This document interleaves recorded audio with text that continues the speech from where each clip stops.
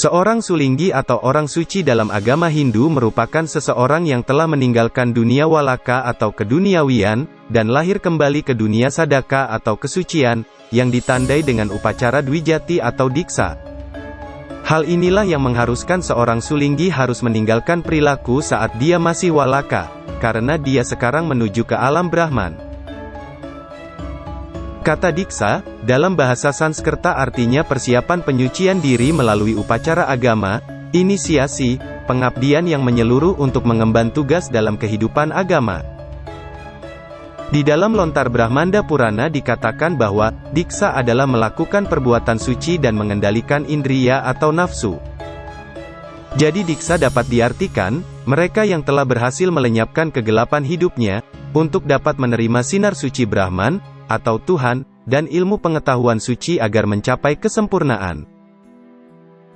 Dalam sesana atau kewajiban seseorang yang sudah didiksa dikatakan bahwa, seorang Dwijati atau sulinggi sejatinya disebutkan adalah orang yang telah melepaskan keduniawiannya, karena ia telah meninggalkan dunia walaka dan lahir kembali ke dunia sadaka.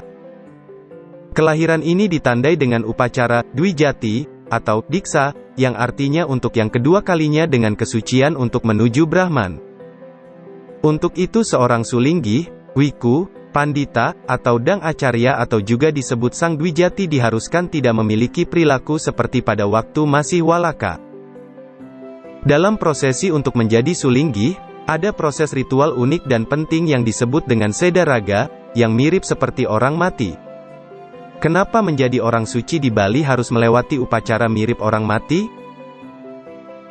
Ritual sedaraga merupakan suatu tahapan terpenting dalam upacara mediksa untuk menjadi seorang Brahmana yang telah siap melepas keduniawian dan beranjak menjadi suci untuk melangkah menjadi seorang sulinggi. Upacara nyedaraga atau sedaraga memiliki makna segala kemelekatan terhadap dunia jasmani, dunia fisik dengan segala efek dari panca indera seseorang yang akan disucikan harus diputuskan dan ditinggalkan. Dengan kematian fisik itu, ia seakan tak lagi menjadi pribadi jasmani. Sebab ia terlahir dari rahim Weda, rahim pengetahuan suci, yang membuatnya berubah menjadi pribadi spiritual yang penuh cahaya kesucian.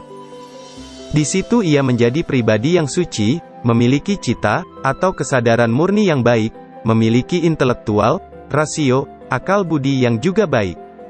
Ia berganti nama, berganti penampilan dan berubah sikap, perilaku, tindak tanduk keseharian. Sebab ia tak ubahnya Dewa Siwa yang berwujud nyata dalam kehidupan manusia. Ia adalah pengetahuan suci yang bisa bicara untuk menuntun umatnya, sehingga ia adalah Weda yang bertutur lisan pada manusia.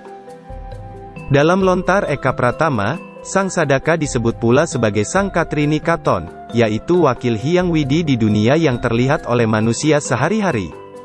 Kemudian dalam kitab Taittiriya Upanishad menyebutkan bahwa, Sang Sadaka adalah perwujudan dewa di dunia, karena kesucian lahir batin dan dharma baktinya kepada manusia.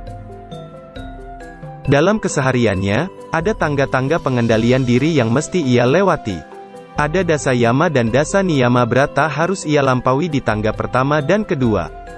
Dengan kata lain, seorang sulinggi dalam perilakunya setiap hari harus berperilaku agar dapat mengekang kemauan, atau kepuasan yang tak terkendali yang disebabkan oleh indriya.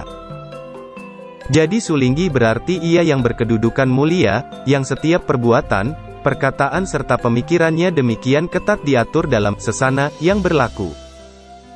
Sulinggi juga memiliki tugas yang sangat berat secara niskala, bukan hanya sebatas menyelesaikan ritual, namun memastikan ritual tersebut berhasil mendatangkan manfaat yang ingin dicapai.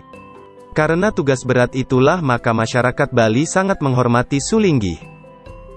Hal penting yang perlu juga diketahui, menurut Lontar Rajapati Gondala, disebutkan bahwa seorang sulinggi tidak boleh lagi melakukan hal-hal selayaknya kebanyakan orang lakukan. Dan jika sulinggi bersangkutan melanggar maka ada beberapa kutukan, temah dan pastu yang ditujukan padanya. Jadi dapat disimpulkan, sulinggi merupakan seseorang yang memiliki kedudukan mulia dan terhormat melalui proses upacara Dwijati yang sakral, sehingga memiliki wewenang untuk muput upacara yatnya, dan juga menuntun umat untuk mencapai kebahagiaan lahir dan batin.